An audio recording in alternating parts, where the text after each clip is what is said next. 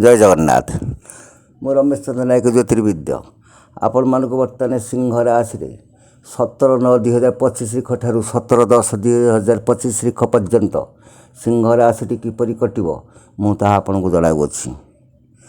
बर्तमान आसतु देखिबा सिंह राशि तनु गृह रे शुक्र एवं केतु दुईटी ग्रह अवस्थान करछन्ति। शुक्र गोटे ग्रह, ये शुक्र हला गोटे राशि रे वर्तमान 25 दिन अवस्थान करिवे। शुक्र महाप्रभु से कौन करेंगे आपण मानू शत्रु नाश कर। शुक्र शत्रु नाश कर शत्रु दमन कर। जी शत्रु लगी सुधा शुक्र महाप्रभु सी हेले जाति श्रेष्ठ ब्राह्मण और ज्ञानी पंडित शत्रु दमन करेंगे। तत्संगे केतु रही। केतु किए तु केतु रोचते तनुघर रही।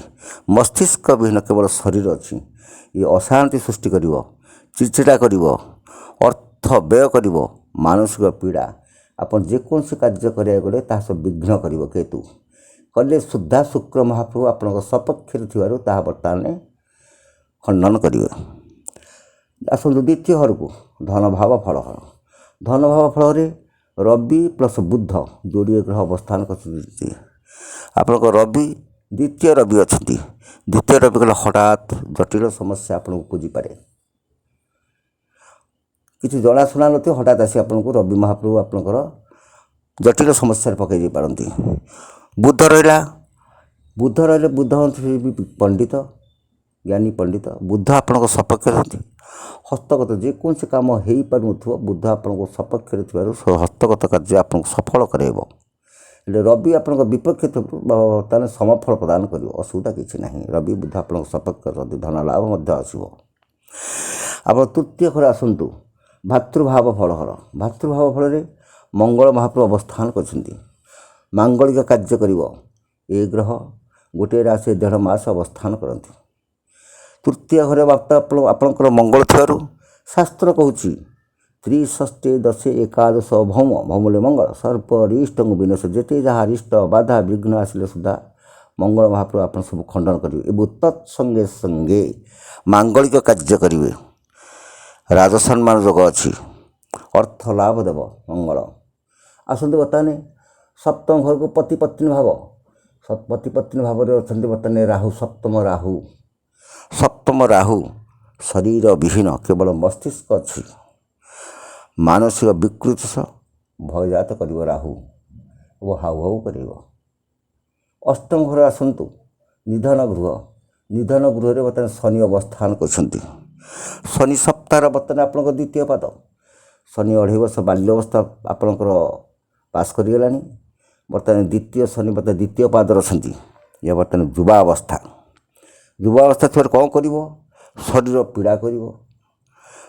परिवार मध्य द्वंद्व अर्थ हानि मानसिक चिंता विभिन्न प्रकार रोग सृष्टि कर। शनि तत्संगे संगे शोकजात कर संभावना अच्छा। आपन टे गाड़ी मोटर प्रति सावधान रहिए। शनि सप्ताह बर्तमान द्वितीय पाद युवावस्था। तापर एकादश घर आसतु एकादश बृहस्पति रही आय भाव फल धन भाव फल। आपको बहुत गुटे आप रोजगार कर समस्या देखा शुभ फल प्रदान कर। जेते जहाँ बाधा विघ्न आसिले सुधा बृहस्पति आप एकादश रही आपन को बहुत शुभ फल प्रदान करने संगे संगे जमीबाड़ी क्रय गृह तोड़ा इत्यादि शुभ काम कर। चाकरिया लोक जो मान शिव एकादश बृहस्पति प्रमोशन प्रमोशन कराइब। द्वादश चंद्र व्ययाधिपति द्वादश बृहस्पति बर्तमान चंद्र थी कौन कर अर्थ व्यय अर्थ नाश बंधन भय प्रत्येक कार्य जो कौन से कार्य करागले आप भयजात सृष्टि कर। चाकरी क्षेत्र में आपंकर उन्नति कर। सिंह राशि मासटी आप चाकरी क्षेत्र में उन्नति कर प्रमोशन कर। व्यवसाय लाभ कर। नूतन योजना आप चेष्टा करेंगे। चेष्टा करें आप सफलता पाइबे कारण आप एकादश बृहस्पति थी।